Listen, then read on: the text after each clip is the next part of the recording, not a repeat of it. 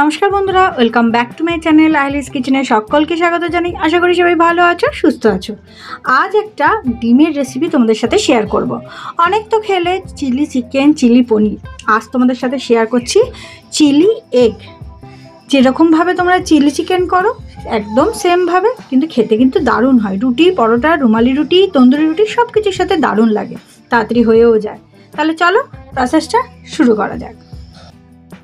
ডিমগুলোকে এইভাবে লম্বা লম্বা করে কেটে নিয়েছি, 4 ফালি করে, আপনাদের যেরকম মতন আপনারা কেটে নেবেন। এবার একটা বাটিতে আমি 4 চামচ ময়দা আর 4 চামচ কর্নফ্লাওয়ার নিয়েছি। এবার এতে গোলমরিচ গুঁড়ো, নুন স্বাদ মতন, কারণ ডিমে তো কোনো নুন নেই, ব্যাটারে তো নুন লাগবে, একটু লাল লঙ্কা গুঁড়ো আর একটু আদা রসুনের পেস্ট, খুব বেশি না, জাস্ট ভাজাগুলোর মধ্যে যাতে একটু ফ্লেভার আসে। এবার এটা আমি জল দিয়ে মেখে নেব, খুব কিন্তু পাতলা হবে না।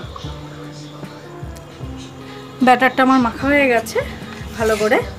এবার আমি কড়াইতে তেল দিয়ে দিয়েছি, কড়াইতে তেলটা গরম হয়ে গেছে। এবারে একটা একটা করে আমি ডিমের যে পিসগুলো করে রেখেছিলাম সেগুলো ছেড়ে দেবো।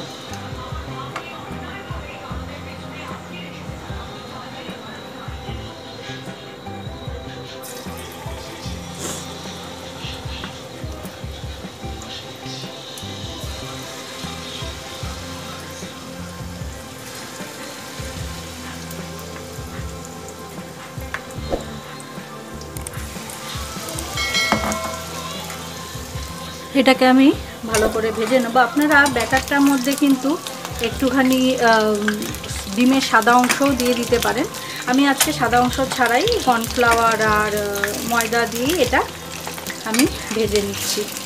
চাইলে আপনারা ডিমটাও দিতে পারেন, খুব বেশি লাল লাল করে ভাজার দরকার নেই, জাস্ট উল্টে পাল্টে একটু ভেজে নেব। আমার ভিডিওটা যদি আজকে আপনাদের ভালো লাগে তাহলে অবশ্যই কিন্তু একটা লাইক করে দেবেন, আর যদি অনেক ভালো লেগে থাকে ফ্যামিলির সাথে বেশি বেশি করে শেয়ার করে দেবেন। আর আমার চ্যানেলে যদি আজকে নতুন বন্ধু হয়ে থাকেন, এই ফার্স্ট টাইম ভিডিও দেখছেন, যদি ভিডিও ভালো লাগে তাহলে সাবস্ক্রাইব করে পাশে থাকবেন। সাবস্ক্রাইব করার পর পাশের যে বেল আইকনটা আছে সেটা কিন্তু ক্লিক করতে ভুলবেন না, তাহলে যখন যা ভিডিও দেবো সেই মুহূর্তে আপনাদের কাছে পৌঁছে যাবে। এটা 2 পিঠ আমি ভেজে নিচ্ছি। আমার এগুলো ভাজা হয়ে গেছে। আচ্ছা, এই ডিম ভাজার সময় কিন্তু একটু খেয়াল করবেন, এগুলো কিন্তু একটু ফোটে একটু সাবধানে ভাজবেন। এটা এক ব্যাচ আমার ভাজা হয়ে গেছে, আমি বাকিটাও ভেজে নিচ্ছি। আমার ডিমের পকোড়াগুলো ভাজা হয়ে গেছে। এবার আমি ওই তেলেই রসুন কুচিয়ে রেখেছিলাম সেটা দিয়ে দেবো,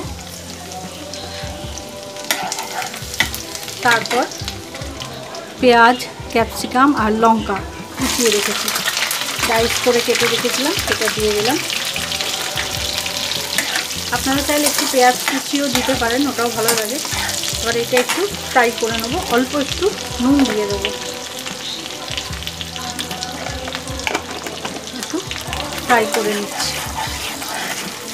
এই পেঁয়াজ আর ক্যাপসিকামটাকে কিন্তু খুব বেশি ফ্রাই করব না, তাহলে যে ক্যাপসিকাম পেঁয়াজের যে ক্রাঞ্চিনেসটা ওটা নষ্ট হয়ে যাবে। এবার এখানে আমি সসের একটা মিক্সচার বানিয়ে রেখেছি, tomato ketchup, red chilli sauce আর সয়া সস। এই মিক্সচারটা কিন্তু এর মধ্যে দিয়ে দেবো সসে। আপনারা চাইলে একটু চিলি সসও দিতে পারেন, আপনাদের যদি মনে হয় অনেকটা ঝাল করবেন তাহলে দিতে পারেন। সসটা এর সাথে ভালো করে মিশিয়ে নেব। আর এখানে 1 চামচের মতন গোলমরিচের গুঁড়ো দিয়ে দিলাম, একটুখানি ফুটতে দেব। এবার এর মধ্যে যেই বাটিটায় সস গুলেছিলাম সেখান থেকেই আমি একটু কর্নফ্লাওয়ার গুলে দিয়ে দিলাম। এটা তো এগ দিয়ে করছি, এত আগে দেওয়ার দরকার নেই, জাস্ট লাস্টে দিলেই হবে, কারণ সেদ্ধ হওয়ার তো ব্যাপার নেই। দেখুন কর্নফ্লাওয়ার দেওয়াতে কিন্তু একটু ভারী হয়ে গেছে।